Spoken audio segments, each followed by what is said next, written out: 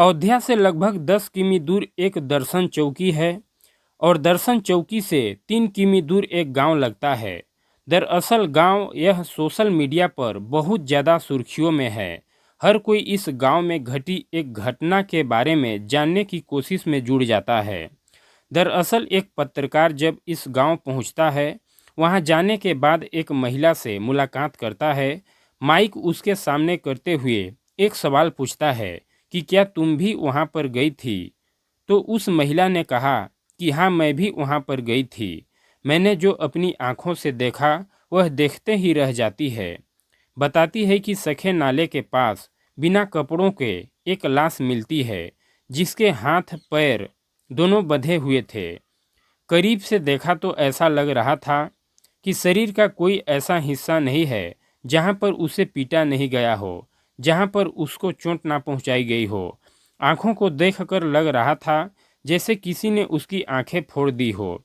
हाथों को देखकर ऐसा लग रहा था जैसे किसी ने उसके हाथ और पैर दोनों तोड़ दिए हो। प्राइवेट पार्ट पर जब नज़र पहुंचती तो लग रहा था जैसे किसी ने डंडा उसके प्राइवेट पार्ट में डाल दिया हो। साथ ही कांच की बोतल भी उसके प्राइवेट पार्ट के अंदर डाल दी थी।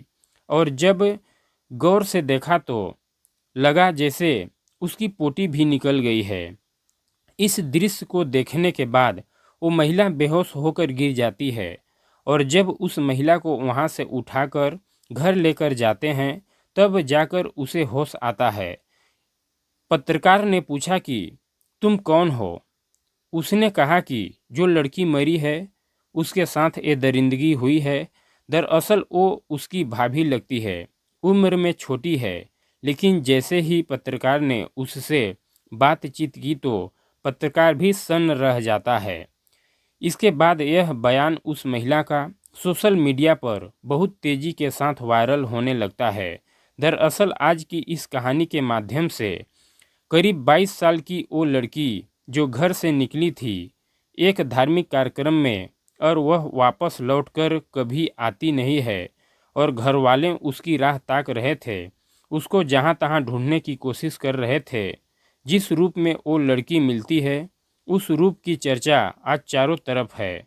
उस रात आखिरकार उस लड़की के साथ ऐसा क्या हुआ था, आज की इस कहानी के माध्यम से जानने और समझने की कोशिश करते हैं।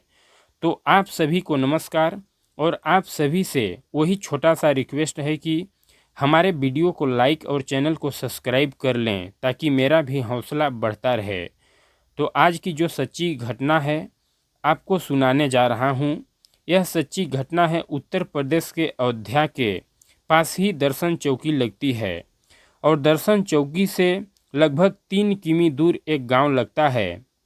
30 जनवरी 2025 की रात लगभग 10 बजे के आसपास इस गांव के अंदर, जो कि एक गांव उसका नाम हम ले नहीं सकते, उस गांव के अंदर धार्मिक कार्यक्रम चल रहा था। एक लड़की जिसकी उम्र लगभग 22 साल के आसपास हो रही होगी, वह उस धार्मिक कार्यक्रम का हिस्सा बनने के लिए अपने घर से रात 10 बजे के आसपास चली जाती है और घर वालों को इस बात की सुधि नहीं थी कि वह वापस आई है नहीं आई है। जब दिन निकलता है यानी कि 31 जनवरी 2025 आता है तो वो लड़की घर में मिलती नहीं। पूछते हैं तो बताते हैं कि रात वो धार्मिक कार्यक्रम में शामिल होने के लिए गई थी। अब उस लड़की को ढूंढने की कोशिश की जाती है। 31 जनवरी 2025 को सुबह 11 बजे तक उस लड़की को ऐसी कौन सी जगह थी जहां ढूंढा नहीं गया हो। अब घर के लोग हों, परिवार हों, लोग हों, रिश्तेदार हों, आसपास के हों, सभी ने अपनी अपनी तरफ से पूरी कोशिश की। जब सफलता नहीं मिलती है तो नज़दीकी चौकी में जाते हैं। वहां जाने के बाद लड़की के बारे में बताते हैं कि हमारी लड़की इस तरह से रात एक धार्मिक कार्यक्रम में गई थी, वहां से वापस लौट कर नहीं आई, आप हमारी मदद कीजिए। अब इसके बाद पुलिस चौकी से परिवार के लोग वापस आ जाते हैं। आने के बाद फिर से लड़की को ढूंढना शुरू कर देते हैं। अब लगभग दोपहर के 2 बज जाते हैं। 2 बजे के आसपास पुलिस वाले आते हैं, उस लड़की के घर पर पहुंचते हैं। पहुंचते पहुंचते ही आखिरकार उस लड़की का घर कहाँ पर है, लड़की के घर के आसपास में जाकर बैठ जाते हैं और वहीं अपना जो पूरी जानकारी जिस तरह से पुलिस वाले लेते हैं कि लड़की का नाम क्या है, उसके पिता का नाम क्या है, उसके भाई कितने हैं, उसकी बहन कितनी है, कितनी उम्र है, उसने कितनी पढ़ी लिखी है, ये सब चीज़ें पूछ रहे थे। घर वाले ने तो साफ साफ बता दिया था कि लड़की ज़्यादा पढ़ी लिखी तो बिल्कुल ही नहीं है, दिमाग से भी थोड़ा उसका जो औसत बुद्धि है उसका उतना विकास नहीं हो पाया।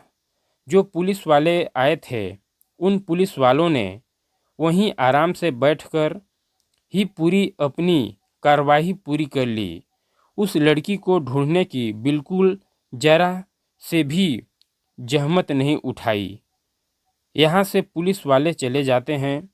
घर वालों की लगातार चिंताएं बढ़ती चली जाती है। घर वाले फिर शाम के टाइम फिर से चौकी की तरफ रुख करते हैं और बताते हैं कि लड़की वापस लौटकर नहीं आई, कुछ तो करिए। तब शायद पुलिस वालों पर थोड़ा बहुत दबाव लगा होगा। शाम के 7:30 बजे के आसपास यह एफआईआर दर्ज कर ली जाती है। उसके बावजूद भी शायद पुलिस ने उतनी तत्परता उतनी ईमानदारी से इस काम में अपनी दिलचस्पी नहीं ली। पुलिस वालों के बारे में बताया जाता है, जो मीडिया में चल रहा है कि महाकुंभ में ड्यूटी लगी हुई है, इसलिए वहाँ ज़्यादा पुलिस वाले हैं। नहीं अपने स्तर से जहाँ तहाँ यहाँ वहाँ जाकर जहाँ भी ढूंढ सकते हो ढूंढ लो। परिवार वालों की चिंता तो बढ़ ही रही थी। एक रात निकल चुकी है, दूसरा दिन निकल चुका है, एक और रात आ चुकी थी। अब वो रात भी पूरी गुजर जाती है। अब आता है 1 फरवरी 2025। इसके बाद गांव के परिवार के लोग जब जहाँ तहाँ अपनी तरफ से कोशिश कर रहे थे, तो गांव में ही एक स्कूल है। स्कूल यानी कि आरटीआई का एक स्कूल है। स्कूल के पास ही एक शौचालय के अंदर बाहर वहाँ खून के कुछ धब्बे मिलते हैं, छोटे मिलते हैं। यहाँ से कुछ जैसे किसी चीज़ की रगड़ होती है, उस चीज़ की रगड़ खेतों की तरफ जा रही थी। वहाँ तक कि खून के धब्बे दिखाई देते हैं। जब इसके बाद गांव वालों को जब सूचना मिलती है, तब गांव वालों को पूरी तरह से मालूम हो चुका था कि कुछ न कुछ ज़रूर अनहोनी हुई है। इस लड़की की जो गायब हुई थी, उसके जो जीजा होते हैं, वो जीजा भी अपनी तरफ से कोशिश कर रहे थे। उनके घर से लगभग 700 मीटर या 600 मीटर के आसपास की जो दूरी थी, वो एक सूखे नाले के तरफ जा रही थी। सूखे नाले के आसपास आखिरकार वह पहुंच जाते हैं। वहां जाकर देखते हैं तो न्यूड अवस्था में, बिल्कुल नग्न अवस्था में लड़की की लाश मिल जाती है। हाथ और पैर उसके बंधे हुए थे। हालांकि इससे कुछ दूर पहले ही बगिया के पास उस लड़की के जो कपड़े थे, वो नीचे के कपड़े, ऊपर के कपड़े वो भी थे। साथ ही जो उसके कपड़े थे उसमें पोटी भी लगी हुई थी। ऐसा लग रहा था जैसे कि उसके साथ बहुत ही ज़बरदस्ती की गई है। इसलिए वह डर की वजह से उसकी पोटी निकल गई है, उसका टॉयलेट वगैरह निकल गया था। आखिरकार अब पुलिस तक यह बात पहुंचती है। पुलिस ने अब यहाँ से जांच पड़ताल करना शुरू किया। घर से यह जो दूरी है सूखे नाले की, लगभग 500 मीटर या थोड़ी बहुत उससे ज़्यादा हो सकती है। और जो शौचालय है, जो आरटीआई है, उस आरटीआई से लगभग 700 मीटर है दूर पर ही सूखा नाला है। और यह जो कथा स्थल यानी कि जो धार्मिक कार्यक्रम जहाँ पर चल रहा था, उस धार्मिक कार्यक्रम से लगभग 500 मीटर की दूरी पर वो सूखा नाला था जहाँ पर न्यूड बॉडी मिली थी, जहाँ पर उस लड़की का शरीर मिला था। इसके बाद पुलिस अपनी जांच पड़ताल में जुड़ जाती है और आरटीआई जो एक संस्था है, उस संस्था में काम करने वाले कर्मचारियों से बातचीत भी करती है। साथ ही जो आसपास में 2 या 3 घर हैं, ज़्यादा नहीं हैं, वहाँ के लोगों से पूछा जाता है तो वहाँ के लोग ही शायद इस बात की जानकारी देते हैं कि यहाँ पर एक चौकीदार रहता है। अब चौकीदार कौन है, क्या करता है, इसके बारे में जब जानकारी जुटाई जाती है, क्योंकि इसी आरटीआई के पास में ही जो शौचालय है, शौचालय के अंदर भी शौचालय के बाहर भी खून के छींटे थे, इसलिए अब सोचा कि आरटीआई का चौकीदार है, यही पुलिस का प्राइम सस्पेक्ट हो सकता है। इससे जब नाम पूछा जाता है तो उसका नाम दिग्विजय सिंह होता है। दिग्विजय सिंह से जो रात की प्रक्रिया थी उसके बारे में पूछा जाता है कि तुम क्या कर रहे थे, तब वो सटीक बात नहीं बताता।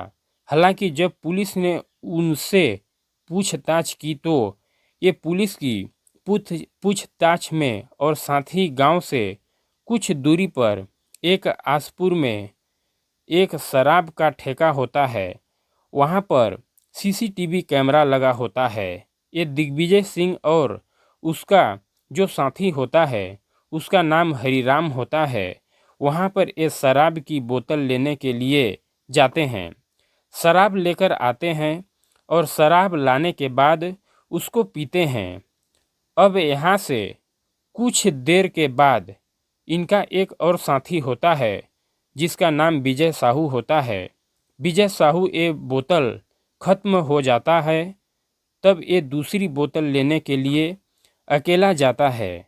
पहले 2 दोस्त जाते हैं, फिर ये अकेला जाता है। इसके बाद इन्हें इस लड़की के आते जाते, शायद यह लड़की जब कथा की तरफ जा रही थी या जो धार्मिक कार्यक्रम था उसकी तरफ जा रही थी, तब ये लड़की इनको मिल जाती है। इन्होंने उस कथा स्थल से कुछ पहले ही उस लड़की का अपहरण कर लेते हैं। अपहरण करने के बाद अपने उस शौचालय के पास लेकर जाते हैं और वहाँ उस लड़की को निर्वस्त्र कर देते हैं। उसके सारे कपड़े उतार देते हैं। कपड़े उतारने के बाद उस लड़की ने जब इस बात का विरोध करना शुरू किया, तब उसने उसको बहुत ज़्यादा पीटा। बताया जाता है कि शायद डंडों से उस लड़की को बहुत बुरी तरह से मारा गया था, पीटा गया था। जब वह शायद शोर मचा रही होगी, उसने अपने बचाने के लिए लोगों से अपील की होगी। जब वह चीख रही थी, चिल्ला रही थी, क्योंकि गांव में धार्मिक कार्यक्रम चल रहा था और यह बताया जाता है कि धार्मिक कार्यक्रम में जो साउंड सिस्टम था, लाउड स्पीकर था, उसकी आवाज़ इतनी ज़्यादा तेज थी कि उस लड़की की चीख की आवाज़ें उस साउंड स्पीकर की आवाज़ के सामने दब जाती है। और जो यहाँ आसपास के घर हैं, शायद उन लोगों को समझ नहीं पाए कि यहाँ पर एक लड़की के साथ दरिंदगी हो रही है, कुछ गलत हो रहा है। उन लोगों ने उस लड़की के साथ जो भी कर सकते थे, दरिंदगी जो भी हैवानियत कर सकते थे, अगर प्रत्यक्षदर्शी का पहुँचते हैं, जैसे उसकी भाभी ने एक मीडियाकर्मी को बयान दिया था कि उस लड़की की आंखें जैसे नोच ली गई है थी, उस लड़की के हाथ पैर तोड़ दिए गए थे, उस लड़की के पसलियाँ जैसे तोड़ दी गई थी, उस लड़की के प्राइवेट पार्ट में जैसे डंडा डाल दिया गया था, प्राइवेट पार्ट में जैसे बोतल डाल दी गई थी। ऐसा उस लड़की की भाभी ने एक पत्रकार के सामने अपने बयान दिए थे।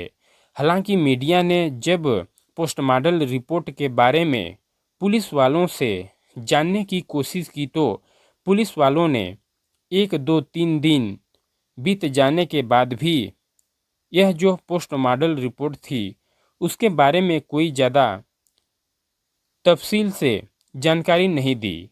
हालांकि मीडिया वालों ने अपनी तरफ से अपनी ही सूत्रों के हवाले से जानकारी जुटाने की कोशिश की तो शरीर पर कोई ऐसा शायद हिस्सा बचा होगा जहां पर उस लड़की को चोट ना पहुंचाई गई हो।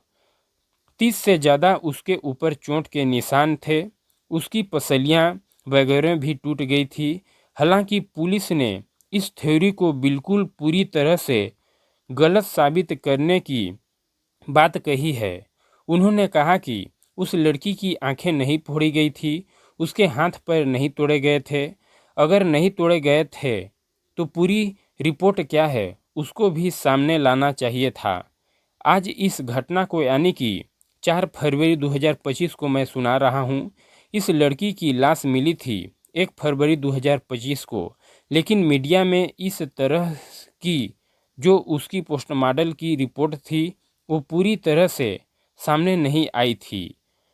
ये आगे हालांकि क्या होगा क्या नहीं होगा, पुलिस ने इन तीनों आरोपियों को, जिसने दिग्विजय हैं, उनका दोस्त हरिराम, तीसरा विजय साहू, तीनों को गिरफ्तार किया। गिरफ्तार करने के बाद उन्होंने भी स्वीकार कर लिया है कि उन्होंने उस लड़की के साथ ज़बरदस्ती की थी, गलत किया था, दरिंदगी की थी, उसको मारा पीटा था। और उसकी पीछे की जो वजह निकल के आती है कि कुछ महीने पहले ही इस लड़की के भाई से जो दिग्विजय सिंह होता है उसका विवाद हो जाता है। हालांकि दिग्विजय सिंह का इस परिवार के साथ उठना बैठना भी था, आना जाना भी था, और ये लड़की के भाई से कुछ नाराज था, गुस्से में था, लेकिन दुश्मनी जो निकालता है वो लड़की से निकालता है और शराब के नशे में निकालता है। हालांकि पुलिस ये कह रही है कि इस मामले में डीएनए रिपोर्ट भी ली जाएगी और इस मामले को फास्ट ट्रैक कोर्ट में चलाया जाएगा ताकि आरोपियों को कम से कम समय में अधिक से अधिक सज़ा मिल सके। इस मामले को फास्ट ट्रैक कोर्ट में चलाने का मकसद यही है ताकि इन आरोपियों को कम से कम समय में सज़ा मिल सके और लोगों को यह मैसेज, यह संदेश जा सके कि बुरे काम करने वालों को किसी भी कीमत पर बख्शा नहीं जाएगा। सुर्खियों में आता है मामला जब सोशल मीडिया पर हाईलाइट होता है, मामला जब अखबारों, टीवी और लगातार चलता है।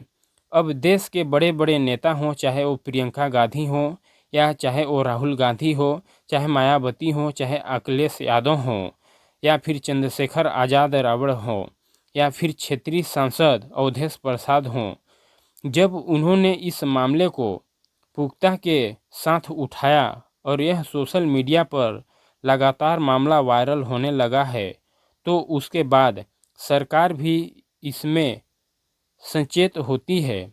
पुलिस प्रशासन की तरफ से एक दल जाती है। जब जाने के बाद जो शासन का दल था वहां जाने के बाद परिवार वालों से मिलती है, उन्हें एक तसल्ली देती है, उन्हें कहता है कि इस मामले में आपको बिल्कुल परेशान होने की ज़रूरत नहीं है, जितना भी संभव हो सकेगा आप लोगों की मदद की जाएगी।